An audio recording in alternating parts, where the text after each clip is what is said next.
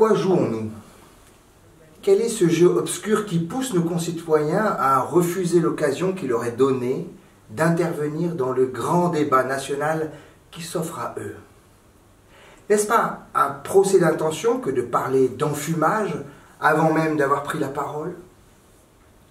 Notre situation n'est pas sans résonance avec l'histoire racontée par l'évangile de Jean d'un homme malade depuis 38 ans, couché au bord de la piscine de Bethzatha. L'homme est là, paralysé dans son attente d'une puissance surnaturelle qui viendrait faire frémir l'eau, comme le dit la légende.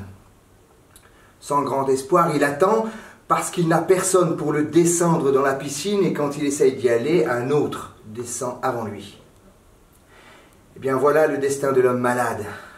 Voilà le destin de notre société malade. Elle organise la compétition des uns contre les autres. Le premier qui descend sera guéri. Alors la concurrence se met en place et comme toujours, les premiers restent les premiers. Celui qui peut payer, celui qui a fait de bonnes études, celui qui a les bonnes relations pour qu'on le porte au bon moment, au bon endroit. Celui-là gagne toujours. Et tant pis pour celui qui n'a rien et qui ne connaît personne. Dans notre monde malade, les derniers resteront toujours les derniers. Destin tragique d'un monde malade qui en est réduit à attendre l'intervention surnaturelle de Jupiter.